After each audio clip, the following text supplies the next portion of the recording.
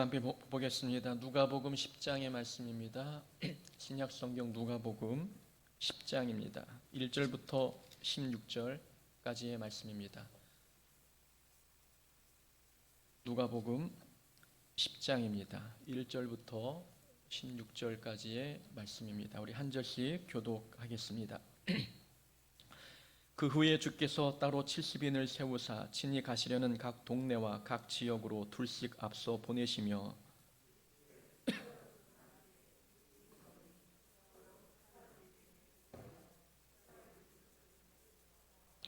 갈지어다 내가 너희를 보냄이 어린 양을 이리 가운데로 보냄과 같도다.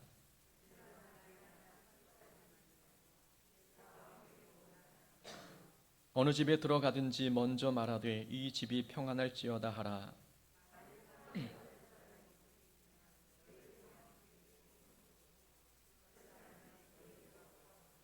그 집에 유하며 주는 것을 먹고 마시라. 일꾼이 그 삭슬 받는 것이 마땅하니라. 이 집에서 저 집으로 옮기지 말라.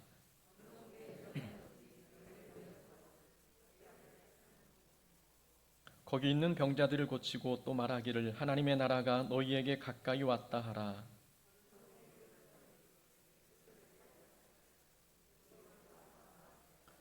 너희 동네에서 우리 발에 묻은 먼지도 너희에게 떨어버리노라. 그러나 하나님의 나라가 가까이 온 줄을 알라 하라.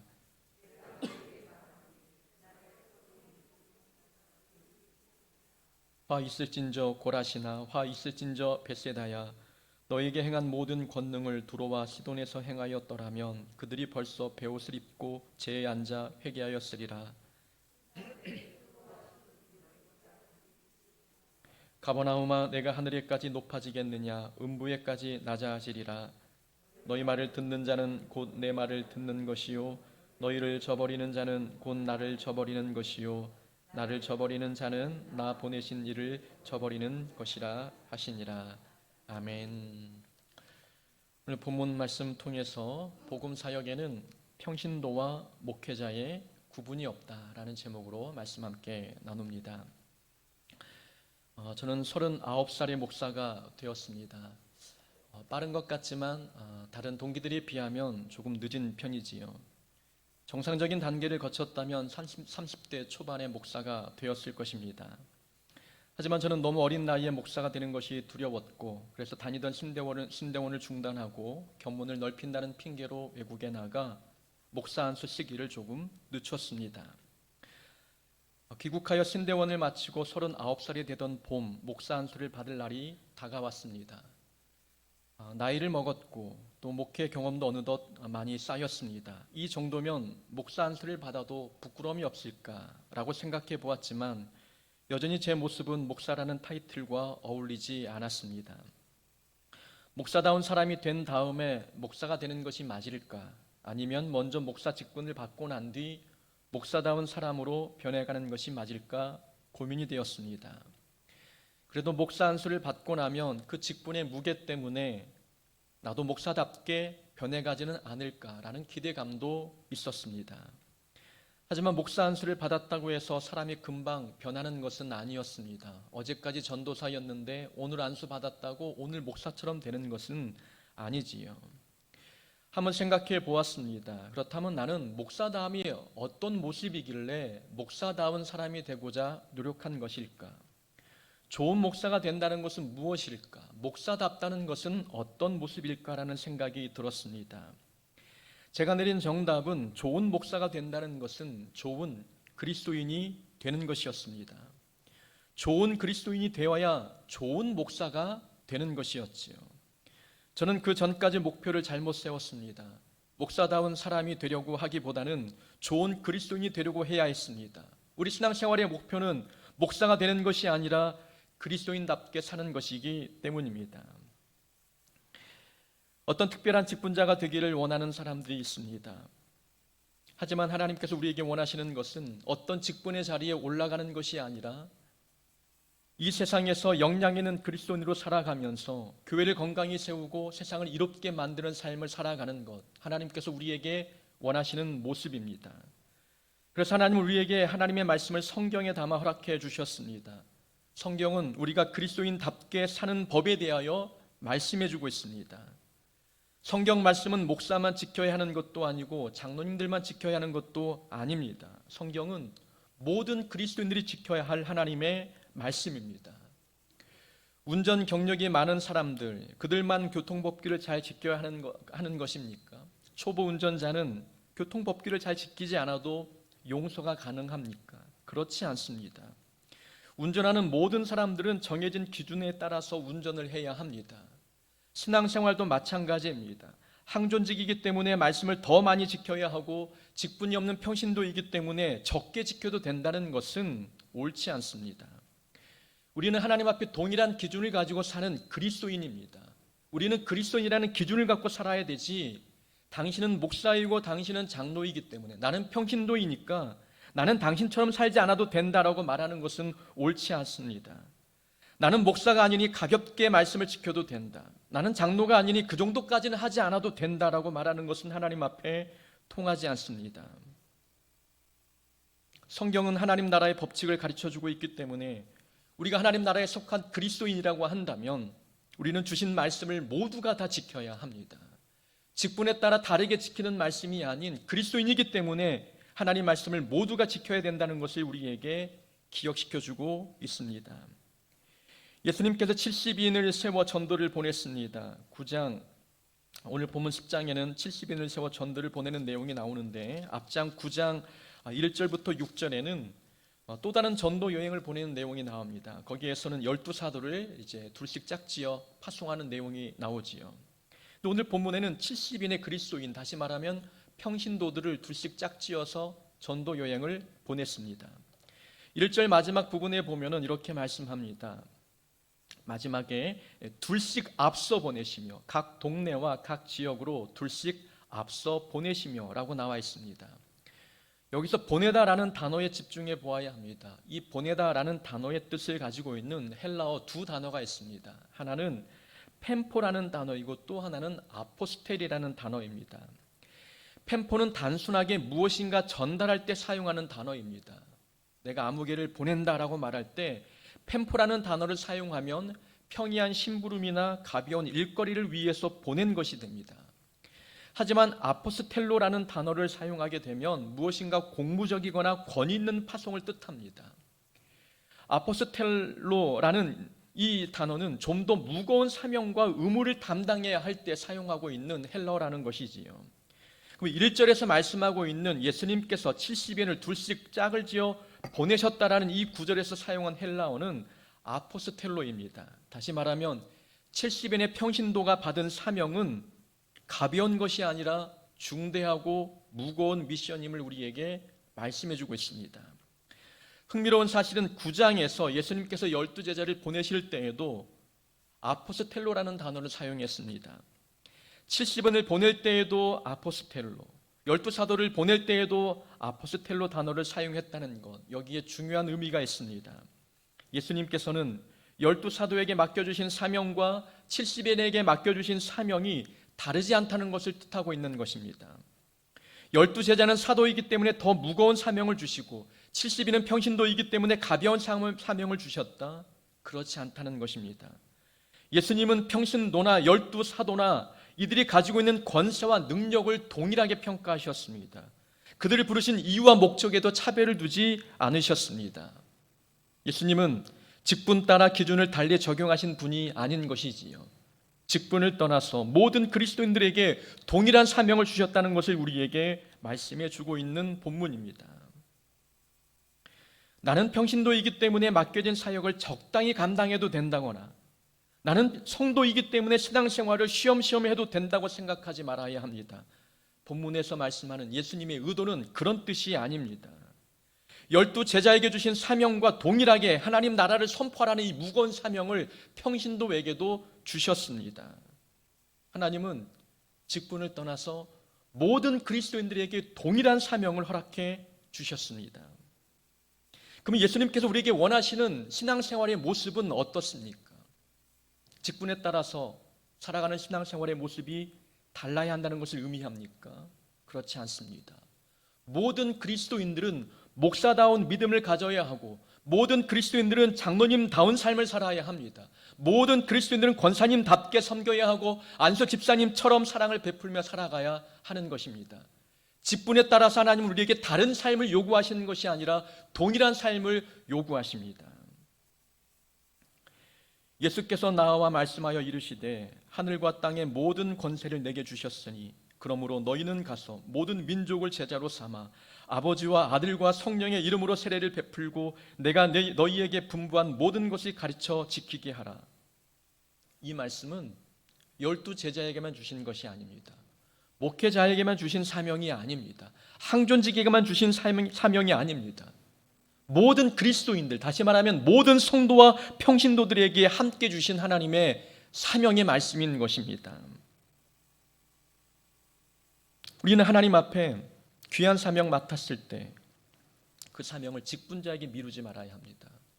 우리는 목사를 넘어서서 그리스도인입니다. 장로와 권사와 안수집사 이 직분을 넘어서서 더 위대하고 하나님께서 원하시는 세상과 구별된 성도이자 그리스도인입니다. 우리 모두에게는 그리스도인다운 기준만 있는 것이지 목사 기준 따로 있고 장로 기준이 따로 있는 것이 아닙니다. 하나님은 우리에게 동일한 삶의 모습을 원하시고 우리에게 동일한 사명을 맡겨주셨습니다. 오늘 본문은 바로 이 땅을 살아가고 있는 모든 그리스도인들이 전도 활동을 어떻게 해야 되는지, 그리고 신앙생활을 어떤 지침과 어떤 마음가짐과 어떤 기준으로 해야 되는지 우리에게 말씀해 주고 있습니다. 많은 내용이 있지만 4가지만 간략하게 함께 살펴보고자 합니다. 우선 첫째는 우리가 신앙생활이나 맡겨주신 사명을 감당할 때 주인공은 내가 아니라 예수님이다라는 생각을 가지고 신앙생활을 해야 합니다. 예수님은 둘씩 짝을 지어 보내실 때에 이렇게 말씀하셨습니다. 1절에 보니까 그 후에 주께서 따로 70인을 세우사 친히 가시려는 각 동네와 각 지역으로 둘씩 앞서 보내시며, 예수님께서 친히 가시려는 동네와 지역으로 이 70인을 보내셨습니다. 다시 말하면 70인의 전도자는 예수님이 가시려던 곳으로 가야 했습니다.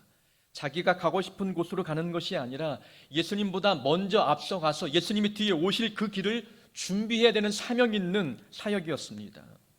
이 말씀은 주인공이 내가 아니라는 뜻입니다. 주인공은 뒤에 오시는 분이십니다.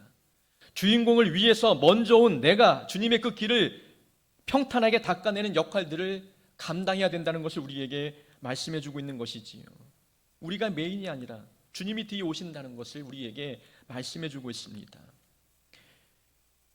우리는 주인공이 아니기 때문에 2가지를 기억해야 합니다. 첫째는 교만하지 말아야 하는 것이고, 또 둘째는 두려워하지 말고 자신감을 가져야 합니다. 우리가 멋지게 사역해서 좋은 결과를 얻었다고 생각해 보십시오. 이 모든 영광은 하나님께 돌려야 합니다. 주인공은 우리가 아니라 하나님이기 때문에 그렇습니다. 우리가 하는 신앙생활은 하나님의 영광을 위한 것이고, 우리가 맡겨진 이 사역, 맡고 있는 사역도 하나님의 기쁨을 위한 것입니다. 좋은 결과가 나타났다면 주인공을 위한 것 아니겠습니까? 하나님을 위해서 모든 영광을 올려드려야 합니다. 때로는 주님의 길 걸어가면서 실패할 때도 있습니다. 맡겨진 사명 감당하다가 넘어질 때도 있지요. 그래도 두려워하지 말아야 합니다. 우리는 주인공이 아니기 때문에 그렇습니다. 성공은 뒤에 오실 주인공 대신 예수님께서 거두실 것입니다. 먼저 앞서 나가고 있는 우리는 연약한 존재입니다. 우리는 실패해도 주님은 실패하지 않기 때문에 우리의 실패를 거듭삼아 예수님께서 성공을 거두어 가시는 그런 은혜를 우리는 경험할 수 있게 되는 것입니다. 주인공이 아니라는 이 사실이 얼마나 우리에게는 다행인지, 실패 앞에서 얼마나 다행스러운 결과인지를 우리는 알게 됩니다. 자신감을 가져야 되는 것입니다. 내가 주인공이 아닌 예수님이 주인공이기 때문인 것이지요. 서울에 있을 때의 대학로에 개그 공연을 보러 간 적이 있었습니다. 개그 공연에 가면 항상 본 무대가 열리기 전에 이 관객들 분위기를 띄우기 위해서 오프닝 개그를 하는 사람들이 있습니다. 이 오프닝 개그는 신인 개그맨이나 지명도가 낮은 사람이 담당합니다. 오프닝을 담당한 개그맨의 목적은 관객의 마음을 여는 겁니다. 본 공연이 열리기 전에 웃음을 미리 장전할 수 있도록 재미있는 멘트나 몸 개그로 마음을 여는 겁니다. 그런데 그 사람들 가운데 어떤 사람은 하나도 웃기지 않을 때가 있습니다. 그런데 어떤 친구는 굉장히 재미있게 배꼽을 잡을 만큼 웃기기도 하는 거죠. 그러나 관객들은 오프닝 개그에 마음을 두지 않습니다. 오프닝 개그가 재미없어도 비난하지 않습니다. 진짜 개그 공연은 그 뒤에 오기 때문입니다. 그 오프닝을 담당하는 개그맨도 자기의 역할을 잘 알고 있습니다. 자기가 주인공이 아님을 알고 있는 거죠. 그래서 많이 웃겨도 목에 힘이 들어가지 않고 못 웃겨도 실망하지 않습니다. 자기의 역할은 워밍업을 하는 것이기 때문에 그렇습니다. 우리는 이런 모습으로 사역을 감당해야 합니다. 우리가 정말 열심히 해서 많은 성공을 거두어도 그것은 우리의 영광이 아닌 하나님의 영광입니다. 우리가 실패해도 그것은 괜찮습니다. 뒤에 오실 주님이 우리의 실패를 통해서 이 실패도 합력하여 선을 이루어 놀라운 결과를 만들어내실 수 있기 때문입니다. 그래서 우리는 믿음 생활을 감당할 때에 주인공은 내가 아니라 예수님이시다. 나는 주님보다 먼저 앞서가서 그 길을 준비하는 사람이다 라는 생각으로 신앙생활을 감당해야 합니다. 두 번째 교훈이 있습니다. 두 번째는 사람의 기준으로 동역자를 구하지 말고 기도로 동역자를 구해야 합니다. 2절의 말씀입니다. 예수님께서 이렇게 말씀하십니다. 추수할 것은 많되 일꾼이 적으니 그러므로 추수하는 주인에게 청하여 추수할 일꾼들을 보내주소서 하라. 예수님께서 사역 현장을 둘러보시니 일꾼이 부족했습니다. 추수할 영혼들은 많은데 보낼 만한 사람들이 없었던 것입니다. 그만큼 헌신하고 봉사할 사람들이 적었다는 뜻이겠지요. 이런 일꾼 부족 현상은 예수님 시대에도 있었고 오늘날 우리 교회 안에도 존재합니다. 지난주 수요일에 말씀을 드렸습니다. 요즘 교회에서 교육전도사 구하기가 하늘의 별 따기보다 어렵다라는 말씀을 드렸습니다. 그저께 월요일에 운동을 갔는데 또다시 교육전도사 이야기가 나왔습니다. 제가 교육목사를 데리고 같이 운동을 다니니까 우리 교회에는 부교역자가 몇 명 있는지를 한 후배 목사가 묻는 겁니다. 우리 교회에 이제 교육목사님만 계십니까? 물어보더라고요. 교육전도사님도 있습니다. 그랬더니 부러워하는 겁니다. 그 교회는 여수에서 목회자 대우를 가장 잘 해준다고 소문난 교회였습니다. 11월, 12월 이맘때쯤이면 많은 부교역자들이 사역지를 옮겨 다니는 시기입니다. 그래서 각 교회마다 이력서를 이제 받으며 목회자 그 부교역자를 청빙하는 그 공고를 많이 냅니다. 근데 그 교회에서도 교육전사를 뽑는데 이력서를 내는 사람들이 없다는 것입니다. 그 친구하고 아주 진지하게 대화를 나눴습니다. 아니 목사님 교회에는 여수에서도 가장 부교역자에게 잘해준다고 소문난 교회인데도 불구하고 왜 사람들이 지원하지 않습니까? 물었습니다. 교육전사 사례비가 보통 8, 90만 원입니다. 그런데 그 교회는 110만 원을 제공해주고 있고 상여금이 400%였습니다. 거기에 도서비와 기타 사역비를 제공하고 학비도 전액을 지원해 주었습니다. 그런데도 이력서를 내는 사람들이 없었던 거죠. 그 후배 목사가 아는 동생들에게 물었다고 합니다. 왜 이력서를 내지 않느냐라고 물었더니 대답하기를 전도사로 사역하면 교회에서 교역자 대우를 받지 못한다는 겁니다. 그런 대우를 받을 바에 아르바이트를 하는 게 더 낫다고 이야기하는 친구들이 많다는 거죠. 제가 궁금해서 물었습니다. 그럼 그분들은 목회를 안 한다는 겁니까? 목사가 되려고 신학교에 갔다면 교육전사 과정을 거치지 않고 어떻게 목사가 되겠다는 건지 저는 이해가 되지 않습니다 라고 이야기했습니다.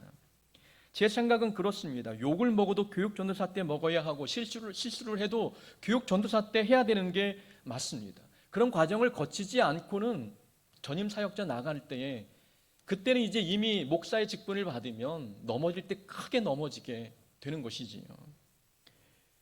이 일꾼이 없는 이유는 가만히 들어보니까 영광스러운 길로만 가려는 마음 때문이었습니다. 대접받는 일만 하려는 생각 때문이었습니다. 일한 만큼 보상을 받는 것, 어찌 보면 물질이 사역의 목적이 되고 있었기 때문이었습니다.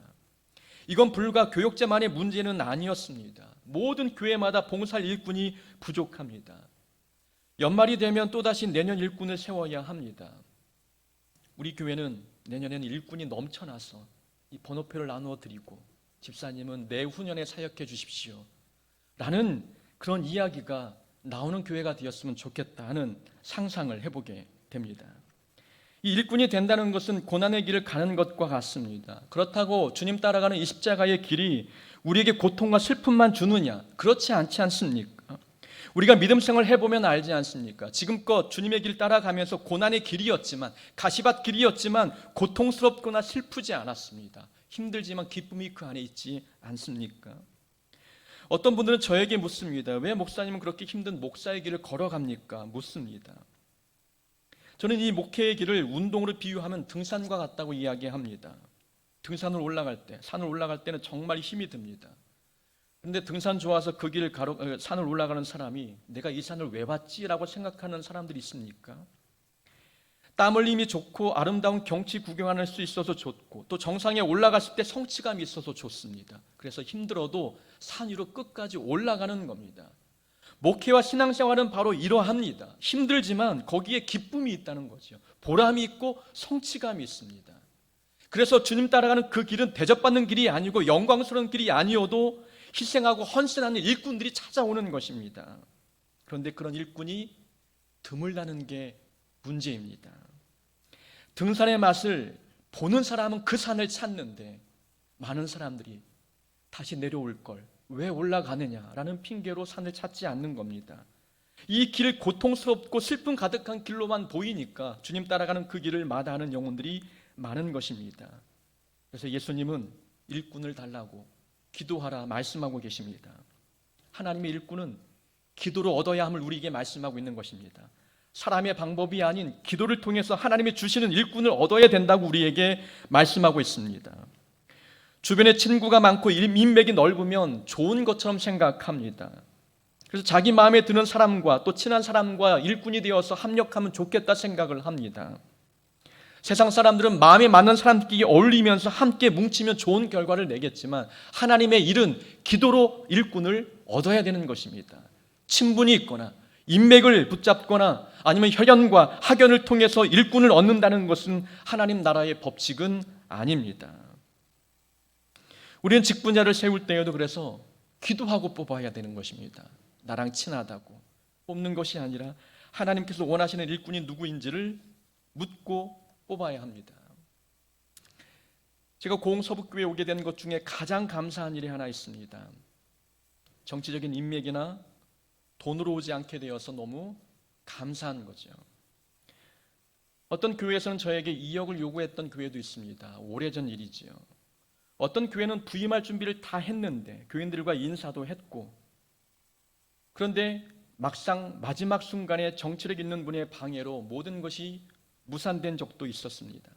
그런 경험을 하다 보니까 사역지는 정상적인 방법으로는 청빙이 어렵겠구나라는 생각이 들었습니다. 그런데 우리 교회에서 사람의 방법이 아니라 기도로 뽑아주신 것 같아 너무나 그 문제가 감사한 것이지요. 부임하고 난 뒤에 교육 목사님 청빙할 때도 부교육자 청빙할 때도 기도를 참 많이 했습니다.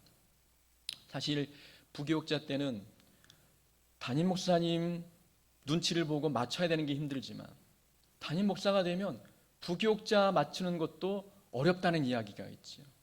그래서 이 문제를 가지고 기도하고 기도한 결과 좋은 분을 모시지 않았습니까? 여러분 그렇지 않습니까? 네. 우리 교육 목사님 바람에 날아갈 것처럼 흐느적한 것처럼 보이지만 믿음이 아주 견고한 분이십니다. 그래서 모든 교육자를 청빙하는 문제나 아니면 일꾼을 뽑는 모든 문제는 기도로 해결해야 되는 것입니다. 기도하면 하나님께서 우리 교회에 적합한 인물, 적합한 일꾼을 보내주십니다.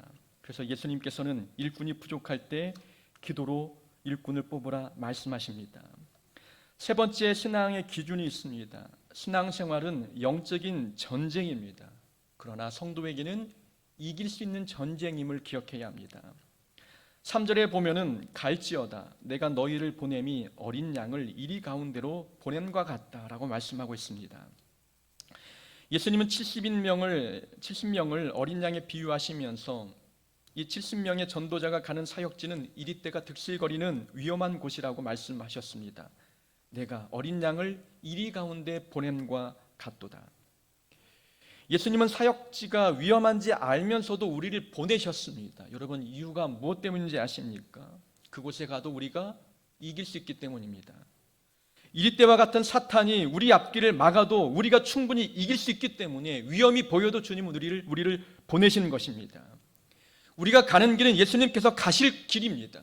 우리와 함께 예수님이 동행하시는 길이십니다. 우리 홀로 보내시는 것이 아니라 주님께서 우리와 함께 하시기 때문에 우리는 힘이 없고 연약해 보여도 사단 같은 존재는 충분히 우리가 이길 수 있음을 주님은 아셨습니다. 그래서 이리 때가 드실거려도 어린 양을 그곳에 보내신 것입니다. 그런즉 너희는 하나님께 복종할지어다. 마귀를 대적하라. 그리하면 너희를 피하리라. 마귀는 우리가 대적하면 이길 수 있습니다. 하나님이 함께 하시면 충분히 이길 수 있는 것이 우리의 사역자리이고 신앙생활임을 기억해야 합니다. 우리는 양이고 세상은 이리떼라고 생각했을 때에 이 문제를 가만히 생각해 보면은 이 양과 이리의 싸움은 불공평한 싸움처럼 보입니다. 마치 토끼와 거북이의 달리기 시합 만큼이나 불공평해 보이지요. 그러나 토끼와 거북이의 달리기 시합을 볼 때 거북이가 이겼습니다. 자, 거북이가 토끼를 이긴 무기는 무엇이었습니까? 어린 초등학생들한테 물어보아도 성실이 무기가 되어서 이겼다라고 대답합니다. 토끼는 빠른 발로 승부를 걸었고 거북이는 성실을 무기 삼아 승부 삼았습니다. 자, 토끼와 거북이는 존재가 다르기 때문에 무기가 다를 수밖에 없습니다. 그렇다면 우리는 양이고 세상은 이리입니다. 존재가 다르다면 무기도 분명 달라야 합니다. 성도의 무기는 지혜와 순결입니다. 보라, 내가 너희를 보냄이 양을 이리떼 가운데로 보냄과 같도다. 그러므로 너희는 뱀같이 지혜롭고 비둘기같이 순결하라. 마태복음 10장 16절의 말씀입니다. 여기에서도 예수님께서 우리를 이리 가운데 보냄과 같도다. 그러므로 너희는 뱀같이 지혜롭고 비둘기같이 순결하라 말씀하셨습니다. 사탄과 싸워 이길 수 있는 무기가 바로 지혜와 순결이기 때문입니다. 지혜는 말씀을 읽고 묵상할 때 얻어지는 것이고 순결은 말씀대로 살 때 우리에게 주어지는 무기입니다. 그 지혜와 순결은 말씀을 통해서 얻을 수 있는 참된 무기입니다. 세상은 힘과 권력과 돈을 무기 삼아 우리를 공격해 옵니다. 우리가 똑같은 무기를 가지고 세상과 싸운다면 이길 수 있겠습니까? 사울 왕의 문제는 이 골리앗과 똑같은 무기를 사용하려고 했다는 것, 이것이 가장 큰 문제였습니다. 그래서 다윗에게 갑옷을 입혀주고 자기 칼을 주지 않았습니까? 골리앗과 같은 무기를 가지고는 절대 이길 수 없는 것이 성도의 모습입니다. 그래서 다윗은 무기를 바꾸었습니다. 본인이 가지고 있는 물맷돌을 무기 삼아 골리앗과 싸웠지요. 이 무기는 믿음이었습니다. 다윗에게는 믿음을 가지고 무기 삼았다면 오늘날 우리에게 주신 예수님의 말씀 가운데 담겨있는 무기는 지혜이고 순결입니다. 지혜와 순결을 잃을 때에 교회는 세상의 지탄 대상이 되는 것입니다. 성도가 지혜와 그리고 이 거룩과 순결을 잃어버릴 때 우리는 세상에 영향 있는 그리스도인이 아니라 세상이 욕을 먹는 그런 대상이 되고 마는 것입니다. 세상을 이길 수 있는 무기는 바로 지혜와 순결임을 기억할 수 있는 자가 되어야 합니다. 네 번째 교훈이 있습니다. 받은 은혜가 크면 책임도 크다는 것을 인식해야 합니다. 많은 내용이 있지만 시간 관계상 중간을 건너뛰고 12절 이하를 한번 보겠습니다. 12절 이하에 보면은 예수님은 그날에 소돔이 그 동네보다 견디기 쉬우리라 라고 말씀하셨습니다. 그리고 13절에 보면은 화 있을진저 고라스나 화 있을진저 벳세다야 너희에게 행한 모든 권능을 두로와 시돈에서 행하였더라면 그들이 벌써 베옷을 입고 제에 앉아 회개하였으리라. 예수님은 고라신과 벳세다를 책망하고 있습니다. 고라신과 벳세다는 예수님께서 사역하신 곳이었지요. 특별히 벳세다는 베드로와 빌립과 안드레의 고향이기도 하였고 갈릴리 호수 북동쪽에 위치한 곳으로서 예수님께서 그곳에서 오병이어의 기적을 행하시기도 하셨습니다. 15절에 가버나움도 책망합니다. 이 가버나움은 예수님의 갈릴리 선교의 선교 사역의 중심지였습니다. 갈릴리 땅에서 많은 사역을 하셨는데 그 중심에 가버나움이 있었던 것이었죠. 가버나움에서 예수님은 백부장의 종을 치료하셨고 회당장 야이로의 죽은 딸을 살린 곳이기도 하였습니다. 그런데 하나님의 특별한 기적과 은혜를 경험했던 벳세다와 가버나움은 복음을 수용하지 않았습니다. 오히려 예수님을 배척했던 것이었지요. 주님이 말씀하는 겁니다. 차라리 예수님께서 소돔과 고모라에 그리고 쾌락과 우상숭배의 본거지인 두로와 시돈에서 복음을 전했다면 그들이 회개하고 하나님께 돌아왔을 것이다 라고 예수님께서 말씀하시는 것입니다. 그러면서 하나님의 특별한 은혜를 경험한 벳세다와 가버나움은 큰 심판을 겪게 될 것이라고 말씀하고 있는 것입니다. 우리는 여기서 얻는 교훈이 있지요. 받은 은혜가 크면 책임도 커진다는 것을 우리에게 교훈해 주고 있습니다. 하나님께서 베푸신 큰 은혜를 경험했다면 큰 은혜만큼 져야 될 책임도 있습니다. 은혜의 크기와 우리 책임의 크기는 정비례한 것입니다. 우리는 하나님께 놀라운 은혜를 받은 자입니다. 우리의 삶은 예수님의 목숨과 맞바꾼 삶이지 않습니까? 성경 속 어떤 인물보다도 우리는 가장 하나님의 큰 은혜를 경험한 사람들입니다. 우리가 사망의 권세에서 해방되고 구원을 얻은 것, 주님의 목숨과 맞바꾼 결과입니다. 이 땅에서 구원받은 것도 가장 큰 은혜인데, 삶을 살아가는 우리의 삶 가운데 하나님이 주신 형통의 복과 은혜가 가득하지 않습니까? 이런 은혜를 받았는데 우리가 누리는 모든 것이 마치 내 힘으로 얻은 것처럼 교만하게 살고 있지 않습니까? 이 받은 복이 많아 다른 사람을 무시하고 하는 모습들을 보이고 있지는 않습니까? 만약 우리가 이런 삶을 살고 있다면 우리도 예수님을 거부했던 벳세다와 가버나움과 다를 바 없는 존재입니다. 누구보다 큰 은혜를 경험했다면 겸손해야 합니다. 하나님의 큰 사랑을 받은 사람이라면 하나님 앞에 해야 될 사명들이 있음을 기억해야 합니다. 받은 은혜가 크면 책임도 큰 것입니다. 이 모든 기준, 우리에게 알려주신 예수님의 이 기준은 70인의 전도자, 곧 평신도에게 주신 말씀입니다. 목회자가 아니었습니다. 12사도가 아니었습니다. 그리스도인이라고 일컫는 이 땅의 모든 그리스도인들에게 주신 하나님의 말씀의 기준입니다. 하나님 앞에 사는 신앙생활은 평신도나 목회자나 다르지 않습니다. 일반 성도나 직분자나 다를 것이 없지요. 하나님은 우리에게 동일한 삶의 모습을 요구하십니다. 직분을 떠나서 동일한 사명 맡겨주셨고 동일한 삶의 모습을 우리에게 요구하십니다. 우리는 신앙생활을 하면서 주인공이 예수님이심을 기억해야 합니다. 일꾼이 필요하다면 기도해야 합니다. 신앙생활이 아무리 힘들어도 이길 수 있음을 믿어야 합니다. 그리고 지혜와 순결이 무기임을 깨닫고, 그리고 받은 은혜가 크면 책임이 크다는 것을 기억하여서 받은 은혜만큼 하나님을 위해서 헌신하겠다고 결단할 수 있는 자가 되어야 합니다. 우리 모두는 직분을 넘어서서 우리가 그리스도인임을 기억하시고 그리스도인답게 삶을 살아가는 우리 모두가 되기를 주의 이름으로 축원합니다.